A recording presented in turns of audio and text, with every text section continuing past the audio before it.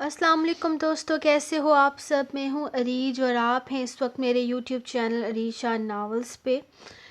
Guys, آج میری طبیعت بہت زیادہ خراب تھی جس کی وجہ سے میں ٹائم پر اپلوڈ نہیں کر پائی، اور شاذل والے ناول کی بھی ایپیسوڈ لکھی تھی، وہ پوری کی پوری ڈیلیٹ ہو گئی ہے، کوئی پتہ نہیں چل رہا کدھر چلی گئی ہے۔ میں نے پرانی ایپیسوڈ ڈیلیٹ کی تھی اپنے موبائل سے کہ تھوڑی اسپیس زیادہ ہو جائے، لیکن یہاں پہ الٹا ہی ہو گیا، ساری کی ساری جتنی بھی تھیں وہ ڈیلیٹ ہو گئی۔ ابھی مجھے اندازہ ہی نہیں ہے کہ کیا کیا میں نے ڈیلیٹ کر دیا۔ میرے خیال میں بخت سائیں کی بھی اس ناول کی بھی میں نے قسط ڈیلیٹ کر دی ہے۔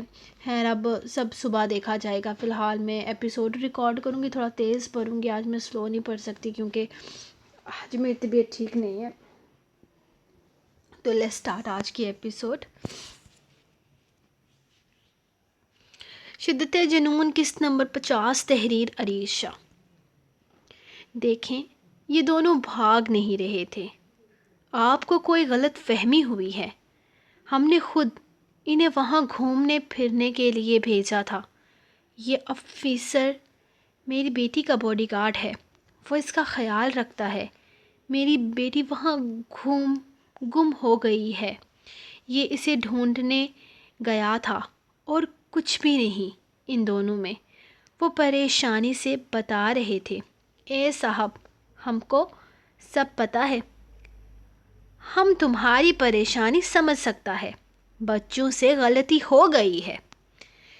دیکھ، تمہارا بیٹی یہاں بالکل محفوظ ہے، اور یہ لڑکا بہت اچھا ہے، اچھے گھر کا شریف لڑکا لگتا ہے، عاشقی کے چکر میں غلطی کر بیٹھا ہے۔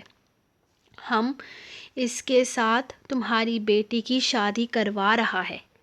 یہ دونوں گھر سے بھاگے ہیں، تم کو پریشان ہونے کی ضرورت نہیں۔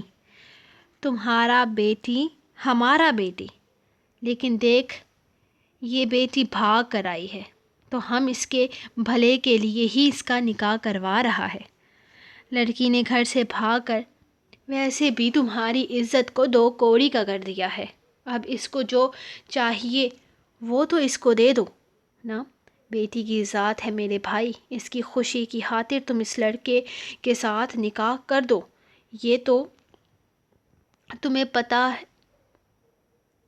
نہیں کہاں چلا جاتا تمہاری بیٹی کو لے کر، وہ تو ہمارے ہاتھ لگ گئی تو ہم تم کو اس کے نکاح میں شامل کر رہا ہے، اگر نہیں لگتی تو نہ جانے کیا کرتی یہ دونوں۔ ہم تو اس کی بھلائی ہی سوچ رہے تھے، تم بھی اپنی بیٹی کی بھلائی سوچو، ورنہ دونوں کی لاشیں پہنچا دیں گے۔ اب کی بار انداز بدل گیا تھا۔ نہیں نہیں، پلیز، میری اکلوتی بیٹی ہے، اسے مت ماریے گا۔ وہ تڑپ اٹھے تھے۔ تو تم مان جاؤ دونوں کے نکاح کے لیے۔ انہوں نے جیسے شرط رکھی تھی۔ سیال صاحب کو سمجھ ہی نہیں آ رہا تھا کہ وہ کیا جواب دے۔ مولوی کو بلا لیں، اگر نکاح پڑھنا ہے تو بھی، اور اگر جنازہ پڑھنا ہے تو۔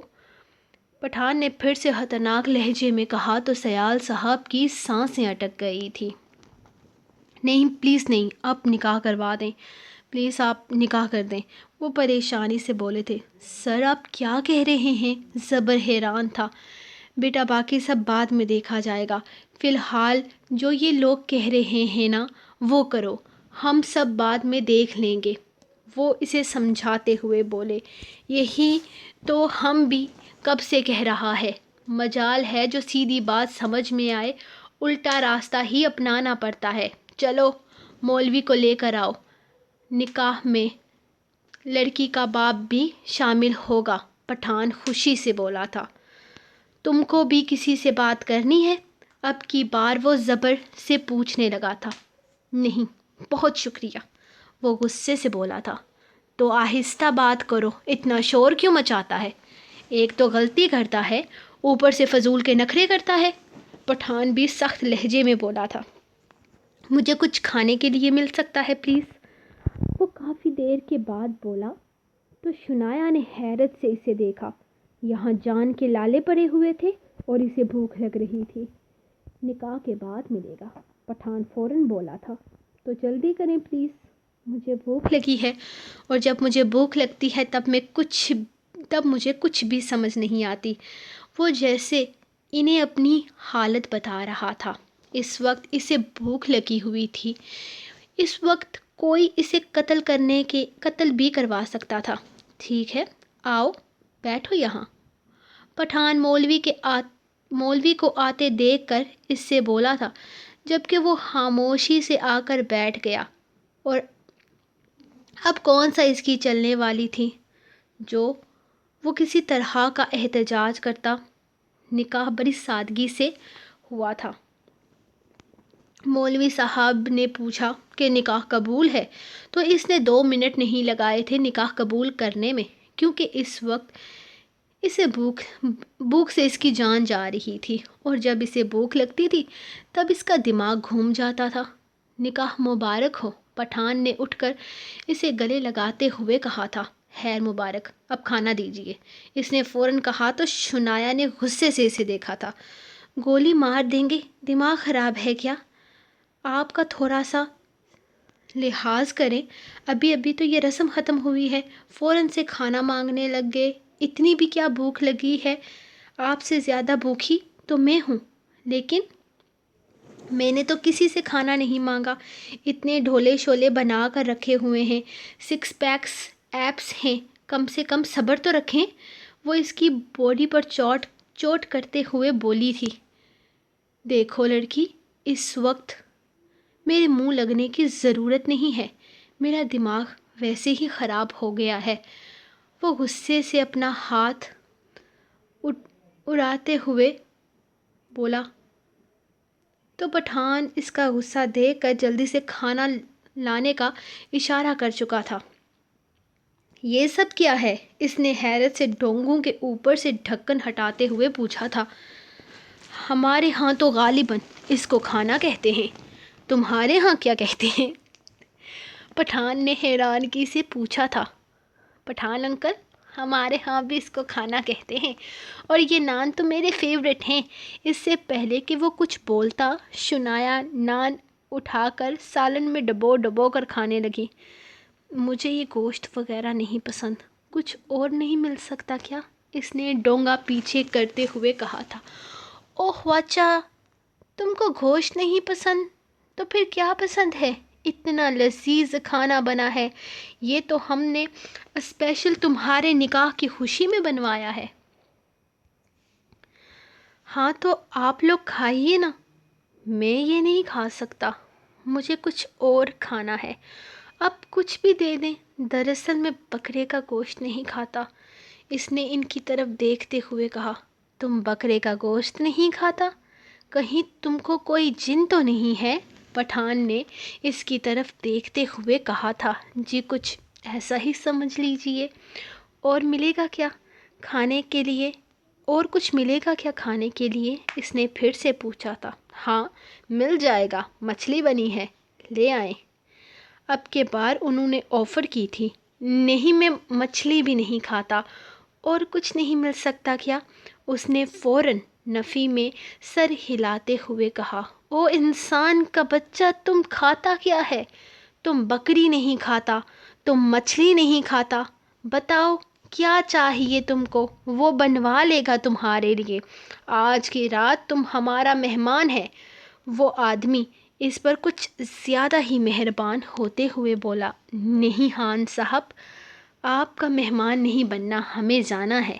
مہمان نوازی کے چکر میں ایک تو گلے بندھ گئی ہے، اب نہ جانے کتنی باندھیں گے۔ وہ نفی میں سر ہلاتے ہوئے بولا تھا۔ انکل مجھے مچھلی منگوا دے، میں کھاتی ہوں۔ اس کے ساتھ بیٹھی شنایا دوپٹے سے تھوڑا سا منہ نکال کر بولی تھی، جبکہ وہ ایک نظر اسے دیکھتا سامنے آدمی کو ڈونگے میں اپنی طرف کچھ لاتے ہوئے دیکھا۔ ایک تو بھوک سے برا حال ہو رہا تھا، اور اوپر سے انہوں نے ساری ڈشز بھی وہ بنوائی تھی جس سے اسے سخت چڑ تھی۔ اسے دنیا میں صرف 2 ہی ڈشز پسند نہیں تھی، ایک بکرے کا گوشت اور دوسرا مچھلی۔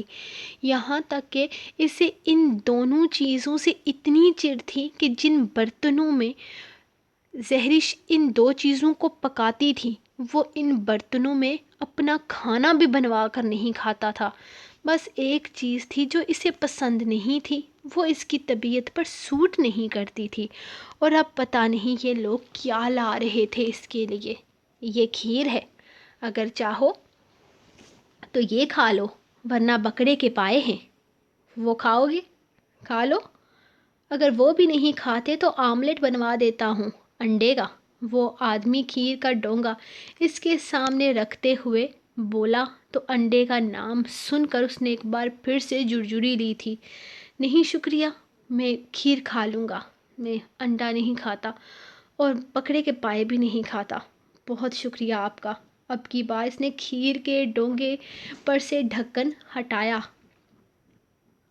او انسان کا بچہ، تم کھاتا کیا ہے؟ بکری، مچھلی، پائے، انڈے، ہر چیز پر نہ تمہارے منہ پر بندھا ہوا ہے، تم صحت کیسے پکڑا ہے اتنی؟ وہ پٹھان اس کی طرف دیکھتا حیرت سے کہنے لگا تھا، جبکہ وہ کندھے اچکا گیا تھا۔ اللہ اللہ کر کے کھانے کا سلسلہ ختم ہوا تھا تو ان لوگوں کو گھر جانے کی اجازت مل گئی تھی، ورنہ وہ پٹھان تو انہیں اپنا مہمان بنانے کا ارادہ رکھتا تھا، لیکن اس نے صاف انکار کر دیا تھا کہ فی الحال وہ واپس جانا چاہتے ہیں، کیونکہ پیچھے ان کے گھر والے پریشان ہو رہے ہوں گے، اور آخر بڑی مشکل سے ان پٹھانوں نے انہیں جانے کی اجازت دی تھی۔ سنیں، اب کیا ہوگا؟ میرا مطلب ہے نکاح کا مطلب تو شادی ہوتی ہے نا؟ میری آپ کے ساتھ شادی ہو گئی ہے کیا؟ وہ اس کے ساتھ ساتھ چلتے پوچھ رہی تھی، جبکہ وہ خود خاموشی سے اس کے ساتھ آ رہا تھا۔ یار یہ ساری باتیں ہم بعد میں کریں گے، فی الحال ہمیں ہوٹل پہنچنا ہے، اور یہ دوپٹہ سر پر لو اپنے، مجھے اس طرح کی آزاد خیالی ہرگز پسند نہیں ہے۔ وہ اس کے ساتھ بس میں بیٹھا، اسے پوری طرح سے بس کی ایک طرف کیے ہوئے تھا۔ وہ اس طرح سے اس کے سامنے بیٹھا ہوا تھا کہ کوئی بھی دوسرا انسان پوری طرح سے زبر کے اوپر سے جھانک کر ہی اسے دیکھ سکتا تھا۔ میں نے تو کبھی بھی دوپٹہ نہیں لیا، اور نہ ہی مجھے عادت ہے۔ پتہ نہیں یہ لڑکیاں اتنے بڑے بڑے دوپٹے لے کر کیسے چل لیتی ہیں، میرے سے تو سر پر ہی نہیں رکھا جاتا۔ اس نے دوپٹے کو گردن میں رکھتے ہوئے اسے بتایا تھا، دوپٹہ سر پر لو، عادت ہو یا نہ ہو ڈال لو، کیونکہ اب سے تمہیں دوپٹے کے ساتھ ساری زندگی گزارنی ہے۔ مجھے بالکل بے احتیاطی اور لاپرواہی پسند نہیں ہے، اور نہ ہی میں یہ برداشت کروں گا۔ آپ مجھ پر اس طرح سے آرڈر نہیں جھاڑ سکتے، وہ منہ بنا کر بولی تھی۔ پہلے نہیں جھاڑ سکتا تھا، اب جھاڑ سکتا ہوں محترمہ۔ نکاح میں ہو تم، اور نکاح نامہ میری جیب میں ہے، اور اس نکاح نامے کا مطلب ہے کہ تم میری بیوی ہو، شرعی اور قانونی، اور میں ہر وہ کام کروں گا جو تمہیں دوسروں کی نظروں سے محفوظ کر سکے۔ یہ نکاح صرف عارضی ہے، یاد نہیں رہا بابا کیا کہہ رہے تھے کہ وہاں جاتے ہی واپس ہم سب ختم کر دیں گے؟ اس نے اسے وہ بات بتائی تھی جو بابا نے اکیلے میں اس کے ساتھ کی تھی، یہ نکاح کرنے کے لیے، ورنہ اتنی بے وقوف تو وہ بھی نہیں تھی کہ نکاح جیسے پاکیزہ بندھن کو سمجھ نہ پاتی۔ تمہیں کیا لگتا ہے میں ساری زندگی شادیاں کرتا رہوں گا اور توڑتا رہوں گا؟ نہیں، کوئی شوق نہیں ہے مجھے دوسری تیسری بار دلہا بننے کا۔ ایک دفعہ بن گیا ہوں، اب اسی کو تا قیامت نبھانے کا ارادہ رکھتا ہوں۔ اور یہ جو تم کسی خوش فہمی کا شکار ہو نا کہ یہاں سے جاتے ہی یہ رشتہ ختم ہو جائے گا، تو تمہارے والد صاحب نے کہا ہے کہ یہ رشتہ ختم ہوگا اگر میں چاہوں گا تو، اور اب میں ایسا کچھ بھی نہیں چاہتا۔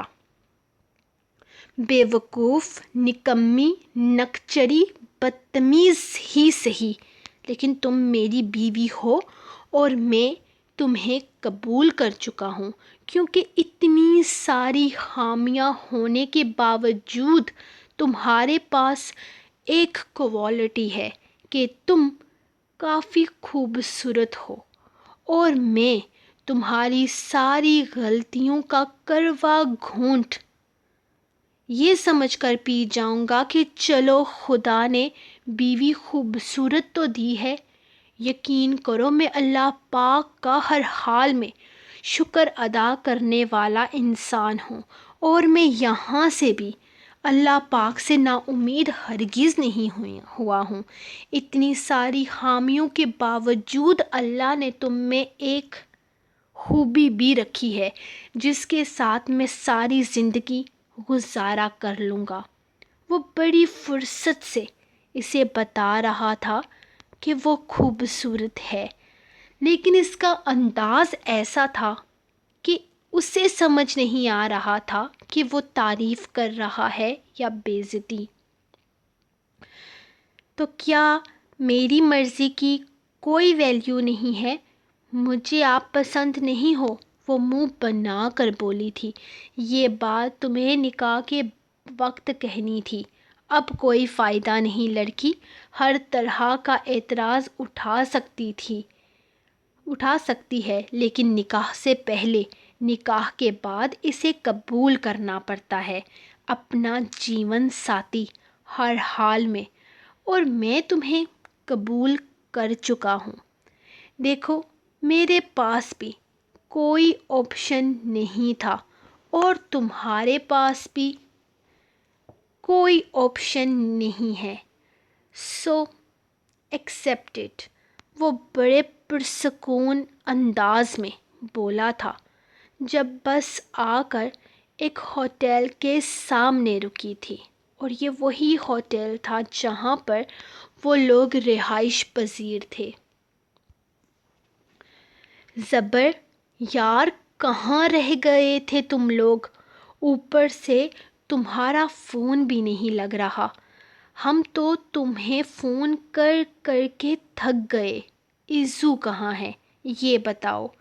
امی بہت پریشان ہو رہی ہیں، کوئی 1000 دفعہ امی کا فون آ چکا ہے، خواب میں دیکھتی رہی ہیں رات اسے، ساری رات بے چین گزری ہے ان کی، اور تمہارا فون ٹرائی کر کر کے ہم لوگ تھک گئے ہیں۔ یار جلدی سے ایزو کی بات کروا دو امی سے، امی نے رو رو کر اپنی حالت بگاڑ رکھی ہے۔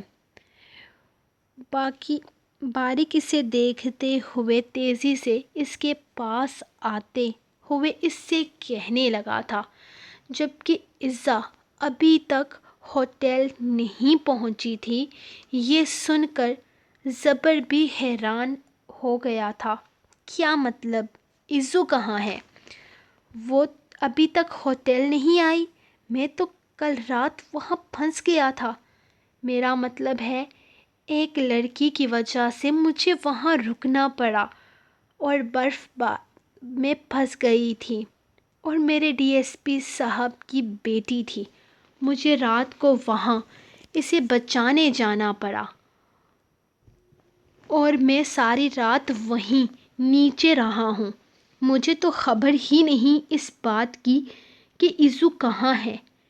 وہاں کے مینیجر کہہ رہے تھے کہ وہ ایزا کو یہاں پہنچا دیں گے، تو کیا ان لوگوں نے ابھی تک ایزا کو ہوٹل نہیں پہنچایا ہے؟ وہ حیرانگی سے پوچھنے لگا تھا۔ بھلا ایسا کیسے ہو سکتا تھا؟ ایزو کو اب تک ہوٹل آ جانا چاہیے تھا۔ نہیں زبر، وہ یہاں نہیں آئی ہے۔ ایزو کہاں ہے؟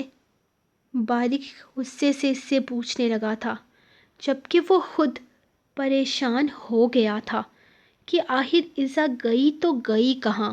بھائی پلیز آپ پریشان مت ہوں، میں ابھی ایکشن لیتا ہوں، میں ابھی جا رہا ہوں وہاں واپس۔ میں پوچھتا ہوں اس سے ایسا کیسے ہو سکتا ہے؟ وہ لوگ اتنی غیر ذمہ داری کا مظاہرہ ہرگز نہیں کر سکتے۔ آپ پلیز فکر نہ کریں۔ وہ اس سے کہتا ہوا جلدی سے پلٹا ہی تھا جب زران، شہیر اور بارق نے بھی اس کے ساتھ چلنے کا کہا۔ ایزا اب تک ہوٹل نہیں پہنچی تھی، جبکہ وہ اسے کل سے ہی بھجوا چکا تھا۔ مطلب صاف تھا کہ ایزا غائب ہو چکی تھی۔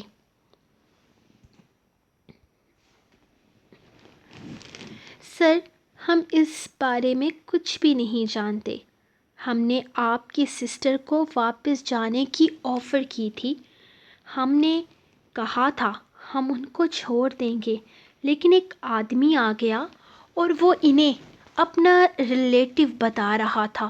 پہلے تو آپ کی سسٹر نے انکار کیا تھا کہ وہ انہیں نہیں جانتی، پھر اس نے کوئی پیپر نکال کر ہمارے ایک آدمی کو دکھایا تھا، اور پھر اس کے بعد آپ کی سسٹر اس آدمی کے ساتھ جانے کے لیے تیار ہو گئی۔ وہ ورکر آج ہی چھٹیوں پر گیا ہے، ورنہ ہم اس کو بلا کر پوچھ لیتے۔ آپ کی بہن خود اپنی مرضی سے وہاں سے گئی تھی۔ اور سر، آپ ہماری سروسز سے خوش ہیں۔ آپ ہم سے اس طرح سے بات نہیں کر سکتے۔ ہم سمجھ سکتے ہیں کہ آپ پریشان ہیں، لیکن پھر بھی یہاں ہوٹل میں ہماری ریپوٹیشن خراب ہو رہی ہے آپ کے اس لب و لہجے سے۔ وہ زبر کے غصے کو دیکھتے ہوئے سمجھانے والے انداز میں بولا۔ تمہاری سروس کی تو ایسی کی تیسی، اگر میری بہن کو کچھ ہوا نا تو میں تمہاری جان لے لوں گا، تمہیں جان سے مار ڈالوں گا۔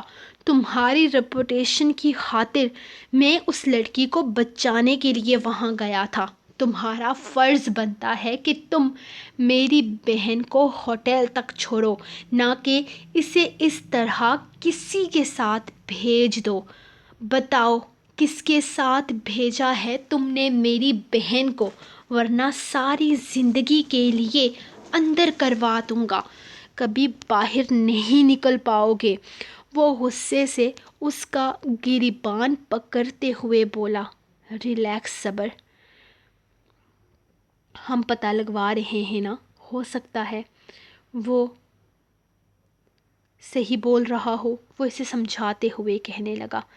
کیا بھیا، کیا صحیح بول رہا ہوگا؟ وہ صاف جھوٹ بول رہا ہے۔ کیا ہماری ایزا اس طرح کسی بھی آدمی کے ساتھ جا سکتی ہے؟ نہیں نا؟ ایسا کون سا پیپر اس نے دکھایا ایزا کو کہ ایزا اس کے ساتھ چلی گئی؟ حالانکہ ہم جانتے ہیں کہ وہ ہم بھائیوں کے علاوہ اور کسی دوسرے تیسرے کے ساتھ نہیں جاتی۔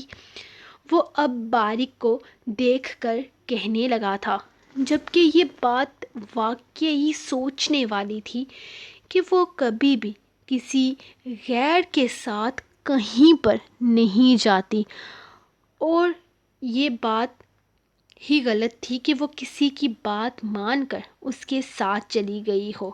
کچھ جھول تو تھا ان سب باتوں میں۔ ٹھیک ہے، تو بھی ہمیں خود اپنی ایزا کے بارے میں پتہ کرنا ہوگا۔ چلو یہاں سے۔ وہ اسے سمجھاتے ہوئے اپنے ساتھ لے گیا تھا، جبکہ اس آنر کی تو وہ مٹی پلیت کرنے کا پکا ارادہ رکھتا تھا، لیکن ابھی نہیں، کیونکہ ابھی ایزا کے بارے میں کسی کو کچھ بھی پتہ نہیں چل رہا تھا۔ 4 گھنٹے جگہ جگہ دھکے کھا کر وہ واپس آ گئے تھے، لیکن ایزا کی کہیں کوئی خبر نہیں تھی۔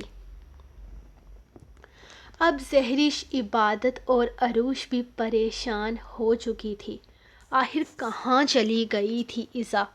اور ایزا کے غائب ہو جانے کی وجہ سے وہ ان لوگوں کو شنایا کے بارے میں بھی کچھ بھی نہیں بتا پایا تھا۔ میرے خیال میں پولیس کو اس سب چیزوں میں انوالو کر لینا چاہیے، وہ بہتر طریقے سے مدد کر سکتی ہے۔ اب کی بار زران نے کہا تھا۔ تم ٹھیک کہہ رہے ہو زران، ہمیں پولیس کو انوالو کر لینا چاہیے۔ یہاں کی پولیس اسٹیشن چل کر رپورٹ کرواتے ہیں۔ تم بھی ساتھ چلو زبر، تمہارے کہنے پر جلدی ایکشن ہوگا، وہ زبر کو اٹھنے کا اشارہ کرتے ہوئے بولا تھا جب وہ سامنے سے سیڑھیوں سے چڑھتی ہوئی ان کی طرف آتی نظر آئی تھی۔ ایک لمحے کے لیے ان سب کی زندگی لوٹ آئی تھی، لیکن اس کے پیچھے ہی دامیار کو آتے دیکھ کر وہ سب ایک دوسرے کو دیکھنے لگے، جبکہ باریک تیزی سے اس کی طرف آیا تھا۔ کہاں تھی تم ایزا؟ ہم تمہیں ڈھونڈ ڈھونڈ کر پاگل ہو رہے تھے صبح سے۔ وہ ایزا کو کندھوں سے تھامتا اس سے پوچھنے لگا تھا۔ بھیا، میں پہاڑی سے نیچے گر گئی تھی، دامیار نے مجھے بچایا۔ اگر یہ نہیں آتے تو میں مر جاتی۔ یہاں تک آتے ہوئے ہمیں واپسی پر بہت دیر ہو گئی، کیونکہ جس پہاڑی سے میں گری تھی، جہاں میں گری تھی وہ غیر آباد علاقہ تھا۔ پتہ نہیں دامیار نے کیسے مجھے اس گھر میں پہنچایا، اور پھر ان بزرگ نے ہماری بہت مدد کی۔ کل ساری رات ہم انہی کے گھر پر رہے ہیں، اور صبح انہوں نے ہی ہمیں بس پر بٹھایا ہے جس سے ہم یہاں پہنچے ہیں۔ وہ تفصیل سے بتا رہی تھی، جبکہ وہ اس کے سر پر بینڈیج لگا دیکھ رہا تھا۔ یا اللہ، تجھے تو بہت چوٹ لگی ہے، زہرش نے اس کے پاس آتے ہوئے کہنے لگی۔ جی بھابھی، میں اب ٹھیک ہوں، آپ پریشان مت ہوں، تھوڑی دیر آرام کرنا چاہتی ہوں، وہ ان سے کہتے ہوئے اپنے کمرے کی طرف بڑھ گئی تھی، جبکہ عبادت بھی اس کے ساتھ ہی اندر چلی گئی تھی۔ باریک نے ایک نظر دامیار کو دیکھا تھا، جو سکون سے اپنے قدم پیچھے کی طرف اٹھاتا وہاں سے جا چکا تھا۔ ان لوگوں نے اس سے کچھ بھی نہیں کہا تھا، جبکہ دامیار کو یہاں دیکھ کر وہ حیران تو ہوئے تھے۔ باقی سب کچھ ٹھیک ہے، لیکن دامیار یہاں کیا کر رہا ہے؟ وہ تو یہاں پر نہیں تھا، تو آخر وہ یہاں کیسے آیا؟ وہ ہمارا پیچھا تو نہیں کر رہا؟ شہیر نے پوچھا تھا۔ چھوڑے نا بھیا، وہ کسی بھی وجہ سے آیا ہو، ہمیں کیا فرق پڑتا ہے، دفع کریں، میں اس کے بارے میں کوئی بات نہیں کرنا چاہتی۔ سوپ پیتے ہوئے ایزا کہنے لگی تھی۔ تم ٹھیک کہہ رہی ہو ایزو، لیکن پھر بھی وہ تمہارے پیچھے کیوں گیا تھا؟ یہ بات سوچنے والی ہے۔ ہم سب میں سے کسی کو تمہاری خبر نہیں تھی، لیکن دامیار کو تھی۔ یہ کوئی چھوٹی سی بات نہیں ہے، زران نے اس کی طرف دیکھتے ہوئے کہا۔ بھائی آپ پلیز، میں اس بارے میں کوئی بات نہیں کرنا چاہتی۔ زبر بھائی، ہم واپس گھر چلیں کیا؟ باقی سب لوگ انجوائے کر کے واپس آ جائیں، اس نے زبر کی طرف دیکھتے ہوئے کہا۔ ہم یہاں تمہارے لیے آئے تھے ایزو، اگر تم یہاں خوش نہیں ہو تو ہم بھی یہاں رہ کر کیا کریں گے؟ ہم بھی واپس چلیں گے تمہارے ساتھ، میرا پیارا بچہ، بالکل پریشان نہیں ہونا۔ باریک اس کے ساتھ بیٹھتے ہوئے اسے اپنے سینے سے لگا چکا تھا۔ ہم بھی واپس چلیں گے، عبادت زران کے ساتھ بیٹھے بہت ہلکے آواز میں بولی تھی۔ اور ہم بھی، اگر میری بہن خوش نہیں ہے تو ہمیں بھی یہاں نہیں رہنا، شہیر اس کے پاس بیٹھتے ہوئے کہنے لگا تھا۔ نہیں بھیا، میں آپ لوگوں کا ٹرپ خراب نہیں کرنا چاہتی، آپ سب لوگ پلیز انجوائے کریں، میری وجہ سے ہرگز کوئی ضرورت نہیں ہے آپ لوگوں کو اپنا ہنی مون خراب کرنے کی۔ میں اپنے بھیا کے ساتھ واپس جاؤں گی۔ میں اپنے کسی بھائی کی بیوی کی بددعا نہیں لوں گی، وہ زبر کے بازو سے چپکتے ہوئے بولی تو کمرے میں ان چاروں کے کہکے گونجے تھے۔ بیٹا، اب اس کی بھی ایک عدد بیوی ہے جس کی تمہیں بددعائیں لگ سکتی ہیں۔ ہماری شادی تو پھر 4-5 دن پرانی ہے، لیکن ان کی شادی بالکل تازہ تازہ ہے، ابھی صرف چند گھنٹوں کی۔ شہیر اس کے پاس بیٹھتے ہوئے کہنے لگا، جبکہ وہ حیرانگی سے زبر کو دیکھ رہی تھی۔ ابھی واپسی پر گاڑی میں اس نے سب کو ہی بتا دیا تھا کہ کل رات وہ کہاں غائب تھا اور اس کے ساتھ کیا حادثہ پیش آیا تھا، جسے سن کر وقتی طور پر کسی نے بھی کوئی خاص رسپانس نہیں دیا تھا، کیونکہ ایزا فی الحال غائب تھی۔ لیکن ایزا کے ملنے کے بعد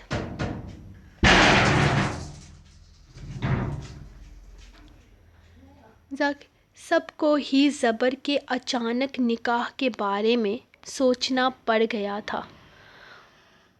وہ حیرانگی سے زبر کو دیکھ رہی تھی، جو آرام سے بیٹھا اس کی طرف سے کسی سوال کا انتظار کر رہا تھا۔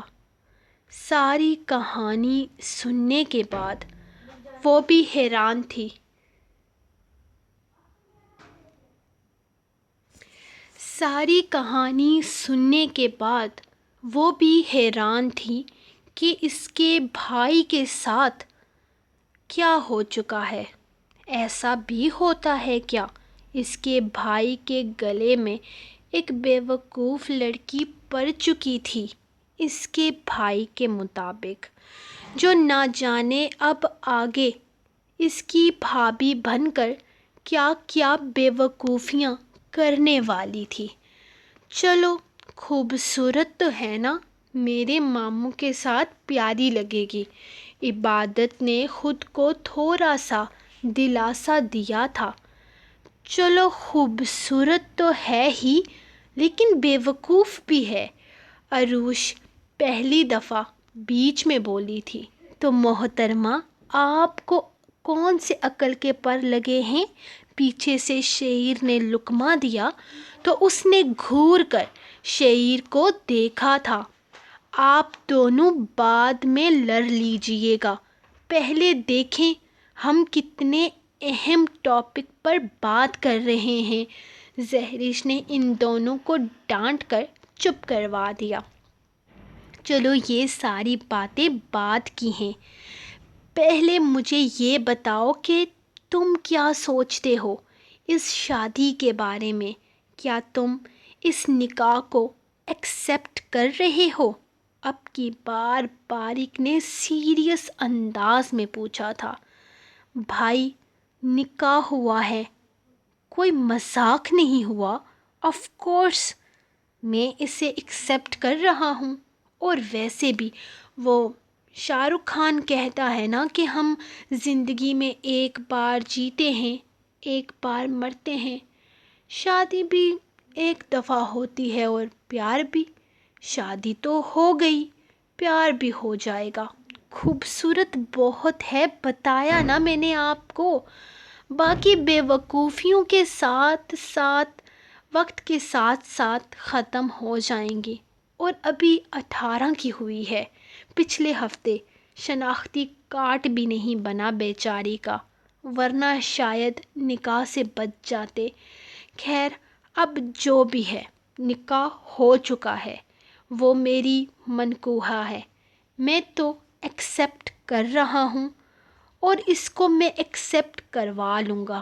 یہ میرا اور اس کا معاملہ ہے۔ وہ بے فکر تھا۔ وہ سب کچھ تو ٹھیک ہے، لیکن اس کی مرضی بھی تو کوئی اہمیت رکھتی ہے نا۔ اور اس کے گھر والے، کیا وہ تمہارے ساتھ ایڈجسٹ کر سکتی ہے؟ زران کو اور بھی بہت ساری سوچوں نے آ گھیرا تھا۔ بھائی ایڈجسٹ کر لے گی کیا؟ اتنا مشکل انسان ہوں میں؟ وہ کر لے گی ایڈجسٹ، اور اس کی مرضی اہمیت رکھتی ہے، لیکن نکاح سے پہلے تھوڑا بہت احتجاج کرتی، رولا شولا ڈالتی، رونا دھونا کرتی۔ میں نے نکاح نہیں کرنا، وہ تو سب سے پہلے جا کر مولوی کے آگے بیٹھی تھی کہ جلدی سے نکاح پڑھوائیں۔ اب اس نے خود اپنے گلے میں مجھے ڈھول بنا کر ڈالا ہے تو اس کی مجبوری ہے، اسے ایڈجسٹ کرنا ہوگا۔ وہ بھی اب بالکل بے فکر انداز میں بول رہا تھا، جبکہ اس کی بے فکری پر وہ سب حیران تھے۔ آدھی رات کا وقت تھا جب اس کے کمرے کے دروازے پر دستک ہوئی۔ وہ اٹھ کر دروازے کے پاس آتے ہوئے دروازے کو کھولنے لگی تو سامنے اس نے زبر کو کھڑے دیکھا تھا۔ آپ اس وقت یہاں کیا کر رہے ہیں؟ وہ حیرانگی سے اسے دیکھتے ہوئے پوچھنے لگی تھی، جبکہ وہ بالکل بے فکر انداز میں اس کے ڈھیلے ڈھالے کپڑوں کو دیکھ رہا تھا۔ کم سے کم دروازہ کھولنے سے پہلے دوپٹہ تو لے لیتی۔ اگر میں نہیں ہوتا تو کوئی اور بھی تو ہو سکتا تھا دروازے پر۔ میں تمہیں پہلے بھی بتا چکا ہوں کہ مجھے اس طرح کی لاپرواہی پسند نہیں ہے، اور بار بار ایک ہی بات دہرانا بھی مجھے پسند نہیں ہے۔ وہ اس کی طرف دیکھتے ہوئے بولا، اور کمرے کے اندر داخل ہوتے ہوئے دروازے کو کنڈی لگا چکا تھا، جبکہ اس کا اس طرح سے آنا شنایا کو حیران اور پریشان کر گیا تھا۔ آپ اس طرح میرے کمرے میں کیوں آئے ہیں؟ وہ حیرانگی سے اسے دیکھتے ہوئے پوچھنے لگی۔ یار بے فکر رہو، اس وقت رومانس کرنے کا میرا بالکل موڈ نہیں ہے، بلکہ میں تمہیں یہ بتانے آیا ہوں کہ صبح ہم لوگ واپس جا رہے ہیں۔ اپنا سامان پیک کر دینا، اور تم اپنے گارڈز کے ساتھ نہیں جا رہی بلکہ میرے ساتھ جا رہی ہو، مطلب ہمارے ساتھ، ہماری بس میں۔ میں اپنی فیملی سے ملوانا، تمہیں اپنی فیملی سے ملوانا ہے میں نے۔ وہ بے فکر سا اس سے کہتے ہوئے واپس جانے لگا۔ لیکن کیوں؟ مجھے نہیں جانا ابھی گھر واپس، میں یہیں پر رہوں گی۔ ویسے بھی میں ایک ویک کے لیے آئی تھی، 2 دنوں کے لیے نہیں۔ اور آپ کون ہوتے ہیں مجھ پر حکم چلانے والے، یا مجھے کہیں بھی آگے پیچھے جانے سے منع کرنے والے؟ میرا آپ سے جو نکاح ہوا ہے وہ عارضی ہے، میں اس طرح کے کسی رشتے کو نہیں مانتی ہوں، اور آپ بھی اس رشتے کو زیادہ سر پر سوار نہ کریں، بلکہ بھول جائیں یہیں پر۔ یہ رشتہ یہاں سے جانے سے پہلے ہی ختم ہو جائے گا۔ آپ بیکار میں مجھ پر فضول کی پابندیاں نہ لگائیں۔ میں ہرگز آپ کے ساتھ کوئی تعلق نہیں رکھنا چاہتی۔ وہ اس کی طرف دیکھتے ہوئے بول رہی تھی، جبکہ صبر سے اس کی ساری باتیں سن رہا تھا۔ ہو گئی بکواس ختم، اب تم میری بات سنو۔ پہلی بات، میرا تمہارے ساتھ نکاح ہوا ہے، وہ بھی پورے اسلامک طریقے پر۔ دوسری بات، یہ نکاح تمہارے سربراہ، تمہارے باپ کی موجودگی میں ہوا ہے۔ ان کو سامنے رکھ کر تمہیں میرے نکاح میں دیا گیا ہے۔ تیسری بات، تم مانو یا نہ مانو، تم میرے نکاح میں ہو اور میری پابند ہو، اور میں تمہیں ایسا کچھ نہیں کرنے دوں گا جس سے میری عزت پر حرف آئے۔ میں نہیں جانتا کہ تم اس رشتے کو کس طرح سے دیکھ رہی ہو، لیکن تم میری بیوی ہو اور یہ بات تمہیں قبول کرنی ہے۔ سو تم ہمارے ساتھ آ رہی ہو، اپنی مرضی سے آؤ تو تمہاری مرضی ہے، ورنہ مجھے زبردستی کرنا بھی آتا ہے، اور تم اس رشتے کو سر پر سوار کرو اور دل پر بھی، کیونکہ یہ رشتہ اب قیامت تک ختم نہیں ہوگا۔ وہ آہستہ سے اس کا گال تھپ تھپاتے ہوئے کمرے سے نکل گیا تھا، جبکہ شنایا کچھ بھی سمجھ نہیں پا رہی تھی۔ سو گائز، یہ تھی آپ لوگوں کی ایپیسوڈ۔ میری طبیعت اتنی خراب تھی کہ میں قسم سے آج بالکل ایپیسوڈ دینے کا میرا کوئی وہ سسٹم ہی نہیں تھا۔ چلو ایک چھٹی کر ہی لیتی ہوں، لیکن جب کل میں نے آپ کے لائکس دیکھے نا تو یار میرا دل ہی نہیں کیا چھٹی کرنے کا۔ میں کہا نہیں یار، اتنے سارے لائکس دیے ہیں، اتنا سارا پیار دیا ہے تو پھر ایپیسوڈ تو بنتی ہے۔ تو پھر میں نے جیسے تیسے کر کے ایپیسوڈ لکھی، اور یار ریکارڈنگ واقعی بڑی مشکل ہوتی ہے۔ بندہ ایپیسوڈ تو لکھ ہی لیتا ہے لیکن ریکارڈنگ میں جان جا رہی ہوتی ہے، لیکن پھر بھی میں کیا کہتے ہیں اس کو ریکارڈنگ کرنی پڑتی ہے، کیونکہ بہت سارے ریڈرز کہتے ہیں ہمیں نظر کا مسئلہ ہے جس کی وجہ سے ہم پڑھ نہیں پاتے۔ کچھ کہتے ہیں کہ ہم زیادہ پڑھے لکھے نہیں ہیں، ہم صرف آپ کی وائس سنتے ہیں۔ کچھ کہتے ہیں ہم صرف آپ کی آواز سن کے آپ کے چینل کو سبسکرائب کر چکے ہیں، تو پھر مجبوری ہو جاتی ہے، پھر کرنا پڑتا ہے ریکارڈ۔ تو تھینک یو سو مچ آپ سب کے پیار کا، محبت کا، یار آپ لوگ ہی موٹیویٹ کرتے ہو آگے بڑھنے کے لیے۔ تو یہ ایپیسوڈ آپ سب کے لیے۔ تو ہم ملیں گے آپ کو نیکسٹ ایپیسوڈ میں کل، تب تک کے لیے اپنی ڈائٹ کو دیں اجازت اور دعاؤں میں یاد رکھیں۔ اللہ حافظ۔